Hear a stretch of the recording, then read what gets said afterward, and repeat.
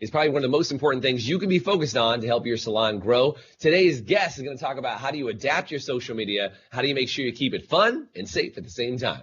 All on today's show. Salon owners are some of the most amazing people on planet Earth. The only problem is sometimes their hearts are so big and they give so much of themselves to their staff and guests that it creates unintended consequences.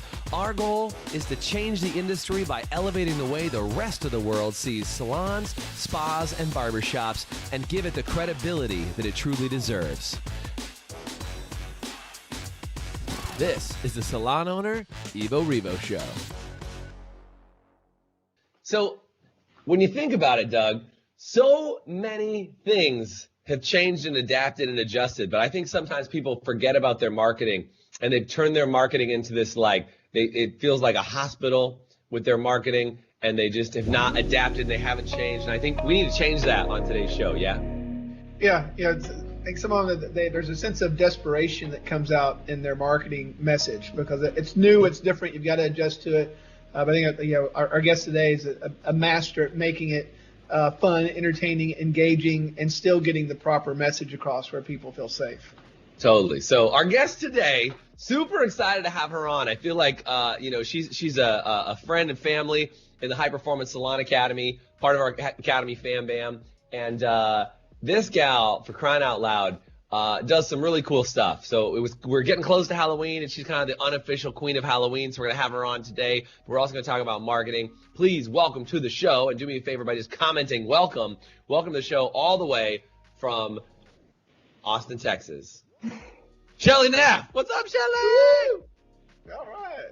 Oh, that was an awesome introduction. Thank you. Well, anytime I can say Queen of Halloween all in the same thing, I feel like every time I check you out on TikTok or Instagram, I get some magical Halloween ideas. So it's always a good day. But not only are you just a brilliant marketer, Shelly, a great salon owner, you and your entire team over at Urban Betty, you run a rock star salon, and it's so fun working with you because I think your ideas are fantastic. If you guys know Shelly, do me a favor and say know her in the chat. And if you don't know her, you might want to check out her Instagram game or TikTok game or Facebook game or just her in-person game and pop over to her salon because she runs a really cool spot down there. But yeah, it's so good to have you on, Shelly. Glad to have you here. And I just think it's something that so many salons are saying that they're like, I really wish all my guests would come back through the door. And I think that there's a couple reasons why people don't come back in.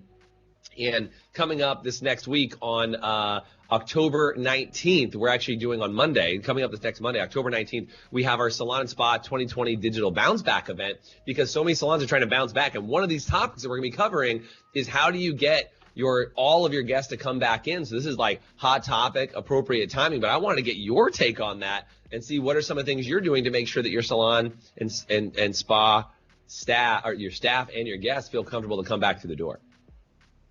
Awesome. I would love to chat about that as well.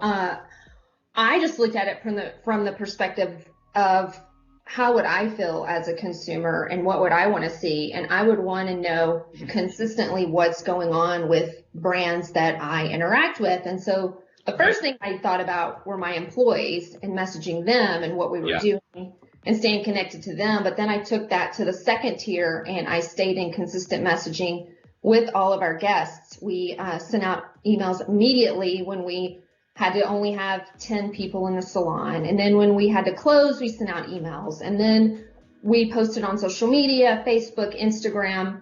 I made it look nice. I made it look pretty because it's a scary message. And totally. I kind of take the edge off of that. And I just put a beautiful photo of our salon in the background. I used Canva. And I went in and just wrote here's everything we're doing. And as it changes, I made it a living story on our Instagram page. I wanted to get that message out as much as I could and to as many people as I could. So, and I don't know if we can pull this up. If we can, this would be awesome. But you swapped out your logo. I think if I can get this up on the screen here, we'll see. But yeah, you swapped out your logo like Urban Betty, in it to win it, with the freaking PPE requirements. Urban Betty in for the win, right?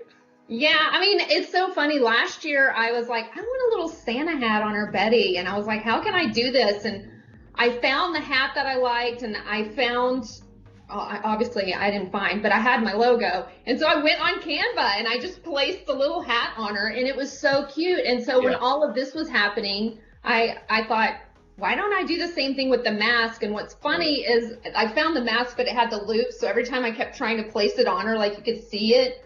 So then I was like, all right, I'm just going to send this to someone on Fiverr. And I literally paid $12, and he put the mask on my logo and made it look correct. Legit. And I was like, I love this. And Right. So a $12 purchase totally changed the messaging, right? And this is how I see it, Shelly, is there's kind of like two things that have to happen. This is what we're going to talk about during the Salon Spa Bounce Back. By the way, if you don't have tickets to the Salon Spa Bounce Back, comment with the word tickets, and we'll make sure we send you the link, because we are officially sold out. We're taking backup tickets. We have over, I think we're at like 680 people registered. It's going to be monster on Monday. But here's the thing. I think that there's got to be a good combination, Shelly, of the safety that needs to be communicated in your message, but also that the experience remains exactly the same, right? Because I think people want to know, like, they don't want to know that you've become the dentist's office, right? They don't want to know that they're going in to get their flu shot. They still want to come in and have an amazing experience. So how have you been communicating the safety and the experience as part of the same conversation? What are you guys doing to do that? Because you're communicating a lot. And I think the logo already says, like, we're still Irvin Betty. We just got some masks on. Like, you know what I mean? Like, it's still part of it. But what else? How are you communicating that? We've done videos. So we've taken people on a virtual salon tour. This was the first time I really kind of upped my YouTube game. It kicked me into gear with that because I was at home figuring out how to do all this stuff on my phone. And so I was like, I'm going to up my YouTube game because I'm at home more too. So we did a salon tour. We did like, here's when you text messages, here's the screen grab of what's going to happen, here's all the steps, but we had fun with it at the same time. And I think that's part of it, is we have fun with it. And it's still going to be fun. Yeah, I mean, that's I think the key is the making it fun and entertaining. So because people got part of the salon experience really is an escape. So I mean, I think as long as they feel safe and they can escape. And Shelly, I just think y'all do a great job of relaying those two messages at the same time. I think that's where people drop the ball often, is they get too hung up on one of them. Either they go all about and ignore any of the safety stuff, or they go all in on safety and make people think they're going to the hospital. Right. And we made it look just so seamless and so easy. And I feel like it's easy for everyone, but also a lot of our stylists know their clientele, and if they hadn't seen a guest in 3 months, they reached out to them personally and said, I just wanted to check in with you and see how you're doing. If you have any concerns about coming in, I am here to answer that for you. And they would get bookings right away because they truly cared and the person felt safe. And they were a human again, right? Like and I think that's such a good point, Shelly, is that it's not just about, well, I'm waiting for them to come in, and we sent them our, monthly email that said, by the way, it's safe to come back. Like, it's very different when your stylist is like, what's up, Jason? I haven't seen you for a while. I hope you're really, really well. I'd love to see you back in the salon. Like, did you coach them at all about scripting or whatever? Or did you just say, like, go be a human being and call your dang guest? Yeah, just be a human being, check in with people, and check in from a, like, are you okay? Not like you need to come in and get your hair done. Just like, it's weird times right now. I just wanted to make sure you're okay. And I mean, that's it. Just asking questions. Yeah, but not like, hey, by the way, you're overdue for your appointment. Like this generic, neutered, you're overdue for your appointment. We haven't seen you and whatever. Your roots are probably growing out. It's just like, hey, it's so-and-so from the salon. I'm just calling to check in and see how you're doing with all this. Yeah? Yeah, that's it. Just a quick check-in. It doesn't have to be a sales pitch or anything like that. It's just super easy. Just we always tell them, act like your guests are your best friend that's coming to visit you. And how would you treat that person? Yeah, I love it. Yeah, I love it. And that's a great example of just, how do you treat your guest like your best friend? So here's another question that comes up all the time, Shelly. By the way, if this is helpful for you guys, would you do me a favor and comment helpful? I'd love to know that this is giving you guys some value. Is Shelly, what you said, you stepped up your YouTube game and you started creating stories around it. Can we talk about your frequency as far as what you're doing? Because I have people who say this, and I'll be the other side, right? People will say, oh, Jason, I sent out an email last month and told everybody about what we're doing in the salon, and like nobody came in off that. But I told them all, and they think that like one email is going to communicate to them. And I usually just ask them, like, how many emails do you have that are unopened in your inbox, you know? But like, what's sort of some of the frequency, and like, how often are you posting this? Because you already post a lot anyway in almost every channel. But like, what are some of the things you did, and what's the frequency in which you're updating people? So before the pandemic, we were doing it once a month, sending out a newsletter, and we were lucky if we got like 7% of our guests to open that. We have an email list of about 30,000 people because I brainwash our front desk into getting people's emails. I'm such a stickler for that. They have to have an email. And every month I transfer that entire email list into MailChimp. But now I've been working, I mean, things are always changing and evolving, especially now, especially with technology. And I started working with a friend of mine who helps people with marketing, because I was like, I think I need some tips. So we're now going to start sending them out twice a month, and instead of having like 6 different boxes, which we were doing with like vomiting all this information up, because he was like, tell me, when you get those emails, do you click on any of those boxes? And I was like, no. And he goes, when you get an email with one thing, do you read that? Do you normally click on it? And I was like, oh, you're right. He goes, quit giving them everything. Give them the most important thing, and that's what they're going to click on. And that's what we were actually doing during the shutdown. It was just, we weren't trying to be like, here's this, here's that, here's some retail you should buy. We were just about one thing. And I was sending out probably 2 emails a month. We post on social media, Instagram, Facebook, Twitter, not as much, but Instagram and Facebook once a day at least. And I got on TikTok and dabbled with that during the shutdown. And it was funny because you say Halloween, like I got on TikTok I got all these cool hair videos, and I'm going to create a salon page, and then I'm going to create my own page, and I upload all these cool hair videos, and it was like crickets. Yeah, nobody cares. And then I upload the weirdest Halloween stuff, and as you know, I have a video that has over 1 million views of this free coffin that someone gave us, and my husband and his friend carrying it into the garage. Right. Of all the things, you're like, the coffin was what did it, right? So I go off on this is like, when I was trying, it wasn't coming across as well. When you're just having fun, that's what I get back to. People can sense that. Yeah. And you know what? I think that nails it, right? I just want to emphasize that point you just made. When you're having fun, people get it. You know, people see it. And I think that's it, right? Is there's got to be that fun has still got to exist. And I would just ask you guys, like, do me a favor, guys, type in the word fun, because if the fun part is missing from your salon messaging, well, there you go. Like that's what needs to be added back in. And I think so many people, I've asked this over and over again. And Shelly, I'm curious to know, and you may have it this way or not, so no chastising either way. But I'm just saying, when you come to the salon, a lot of people just have a big giant sign up that's like, stop, you will not be allowed to enter unless you're wearing a mask. And I get that that's a legal requirement that needs to be there. Again, very state by state, but you got to have that. But I think my question is just like, what is that sign? Is it a big giant, like, you know, circle, a red circle with a slash through it that says like, you will not be admitted unless, like, is it the troll bridge, you know, like none shall pass, you know, is it that kind of experience? And that's the first thing they get smacked in the face with. But like, how do you soften that experience and be like, hey, this is still going to be awesome? Like, I know I got to put this gun to your forehead and scan you for temperature, but like, how do you still make it fun? Are you guys doing anything from the experience from front door to the desk? I mean, you're doing a lot online. Is there anything happening in that other piece between how they get there and check in? Yes, and that's so smart that you said, because what does that do to us psychologically when we walk up to a business and see a big "Don't come in here" sign?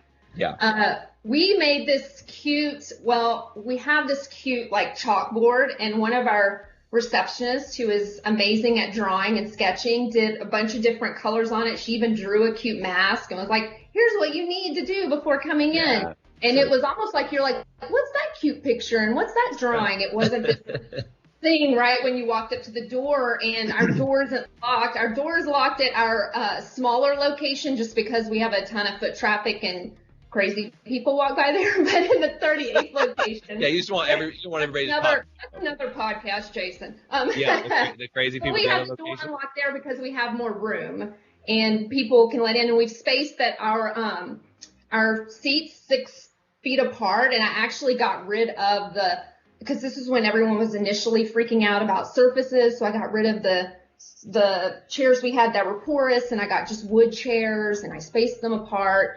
But it really made me think about how much we don't even need a waiting area either.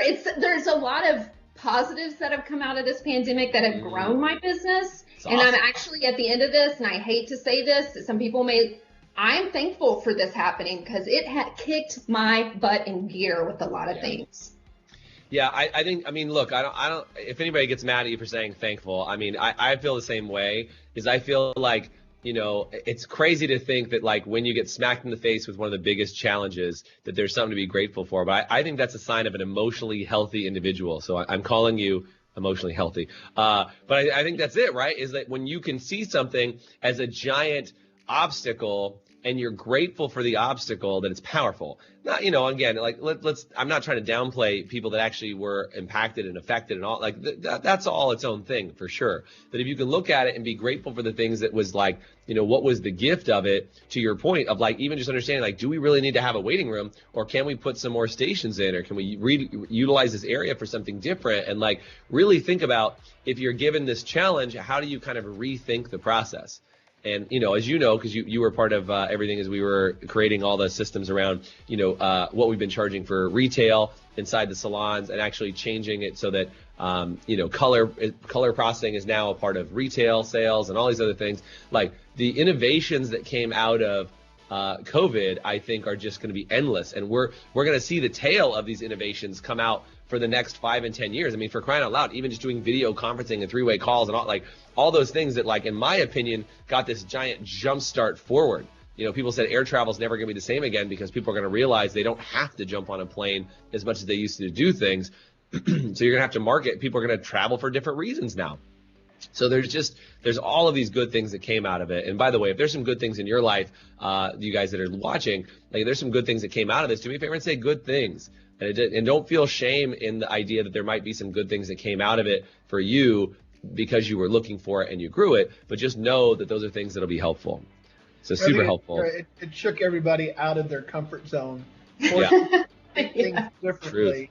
You didn't have a choice. You know, you had to start, but the people that engaged in it said, okay, let's rethink this. And now that I think it has really advanced a lot of things by years that would have taken years. And some things may not have even we would have thought of or would have gotten developed if it hadn't been for this. So I think with anything, you just got to look at it and say, okay, this is what's been thrown at me, and I've got to try. How do I handle this? And you got to go with the ups and downs. I do think, you know, connecting with the right people is super important. Having the right people in your space, you know, because you're going to go whichever way you're around. If you're going around the negative and the world's ending and it's all doom and gloom and, you know, we're all going to live under rocks from now on, or, you know, or how do we adapt? How do we win? How do we make this best for the people that work for us? How do we make this best for our clients? How do we move things forward? So that's what. So I think, you know, saying what you said, I think that's just shows that, you know, you're that person that, you know, like people we like to hang out with. Yeah. You know, Put a magnifying glass on it. Yeah, it's like, here are all your weaknesses. Boom. What are you going to do about it? Mm-hmm. And I was like, okay, I thought my fixed costs were this. No, it's double that. I thought I knew how to use Zoom. No, you don't. I thought I knew how to run a meeting. Maybe not as good as you think. It was like, okay, and how do I work on that? And it's really, it's like it exposed all of the cracks. And it's like, I'm one of those people, like, I'm going to fix them. Doug knows this. I'm going to overdo it, fixing them, exhaust myself, need a break, then I'll start again. But I don't ever let it wipe me out, and I don't give up. I mean, I do not. Yeah. Well, that's clear, and I hope a lot of salons out there are getting encouraged by your message here about not giving up. And if you are, do me a favor and comment. You know I want you to comment. You got to comment encouraged, and also share this video and tag somebody that you think needs to hear this message. But I want to jump in the future, Shelly. Can we like jump in the future real quick? Yeah. I want to know what's next for Urban Betty. I want to know what holiday and what 2021 in your mind is going to look like. Have you thought about that yet? Where are you going to go? What are kind of some of the next things for you guys as you're growing the salons? What's the next piece for you that you're looking to in the future that you could kind of tell people about? Well, before this, as you know, when I was at the destination training, I was talking about a third location, and then this halted that. It just put a pause on it. To me, it didn't stop that dream by any means. It put a pause on it. And I'm glad, again, that it happened, because I was able to get my business in a much stronger position to open that third location. So we even had the opportunity, the business that was right next to us in our flagship location shut down, and it's about 700 square feet. And they came to me and they were like, would you like this space? And I was like, I'm open to it. Tell me the cost.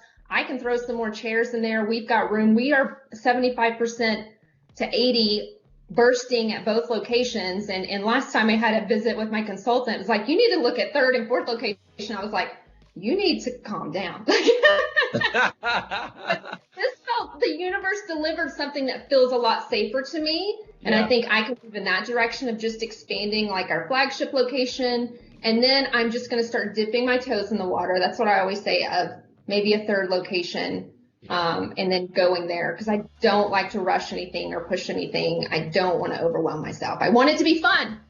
Yeah. Keep it fun. If it stops being fun, why are you doing it? And I think you said something really well that I want to just emphasize, is that if you cleaned up your business well during this pandemic and you made it through the other side, and you're like, there's going to be, I'm just going to say it now, because from my prediction of what's going to happen over the next year, is there's going to be a lot of opportunity on the table. Okay. Meaning, all the salons in our academy, Shelly, you are no exception to that. And I love, like, you're getting advice from us, you're getting advice from a consultant, you're getting advice from other brands, you're getting advice from all over the place. I love that, right? Is that you get multiple streams of input and feedback to help you grow. Is that there's going to be more opportunity in the next 12 to 18 months than I think anybody understands. There will be more staff looking for full-time positions. There will be more opportunities to move into locations that used to be other businesses that now could be salons. There's other salons that were not operating very healthy, and they are now no longer in existence. There's going to be people who want to get out of the salon industry altogether. So for you as what I'd consider a healthy salon business owner who says, look, I streamlined, I made it tight, I made our systems better, our team is better, all those things, there's going to be an opportunity for you to go, do we really want to have a fourth or fifth or 10th or 100th location, right? Like this idea, she's like, what? Right? But the whole idea in my mind is, if you can make yourself healthy and stable right now, the opportunity will be in front of you. And again, our vision has always been in the academy to elevate the way the rest of the world sees the salon and spa industry. And it will be with salon owners like you that are running their business really well, that are focused on growing it and never stopping the learning process, that are going to find ways to take advantage of that opportunity. And I think there's two ways to look at it. One is, I'm sad for the people who don't run their business as well and go back to doing other things, but I'm also encouraged by other business owners who'll be able to come in, take it over, and run it at a much higher level. Yeah? Amen. Yeah. Yeah, I think there's some amazing opportunity for expansion and for plans. And if your salon is planning to expand, do me a favor and say expand in the chat. Or if you want help expanding, like, give us a call, reach out. We'll have a conversation. We'll get you in that mindset. We'll plug you in with, hundreds of other amazing salon owners just like Shelly Neff and our High Performance Salon Academy, and just get you plugged in with some amazing, incredible people that will help you lift your mindset. Shelly, this has been fun today. I think that's my theme of today. You said it's got to be fun. I love having you on just because your personality is fun, and I love talking about just anything. We could sit and talk about Cheerios for all I care, and it would still be fun. So that's a good day. Sorry, I have a 3-year-old and 6-year-old, so Cheerios often are the topics for me. That's all I'm saying. But yeah, thank you guys so much for being on today. Shelly, anything you want to say as we wrap up today? Yes, I want to say thank you guys so much. I just get warm fuzzies when I see you and Doug, because I feel so safe with you guys. I also feel like when we came on with you guys, we were at maybe a level 3 or 4, and I feel like we're at a 10 now. We've taken it to that level, and it's with the whole thing of, again, you don't push anything on anyone. You just teach us to have fun while learning, and that's true. The world of difference. Yeah. Yeah, that's it. And I can't wait until we get together in person. I know we're doing, coming up in November, we're doing our outer space training. We went to the only place that was 100% COVID free. We're doing 100% digital outer space training. And I got some cool surprises that you're going to get in a box soon from us, Shelly. That's all I'm saying. Yeah, we got some good stuff coming. But we're doing another digital training in November, and we're going to be back to in person really soon. But I can't wait to see you in person, give you a big hug or a social distance air hug, whatever it's going to be, and make some things happen. So Shelly, as always, pleasure to see you. Thanks for being on the show today, and I look forward to seeing you soon. Okay? Thank you. Bye. Thanks, Shelly. Thanks for listening to the Revo podcast. If you liked today's episode, please subscribe, leave us a review, and you can always get more information, including show notes and the video episodes at evorevopodcast.com.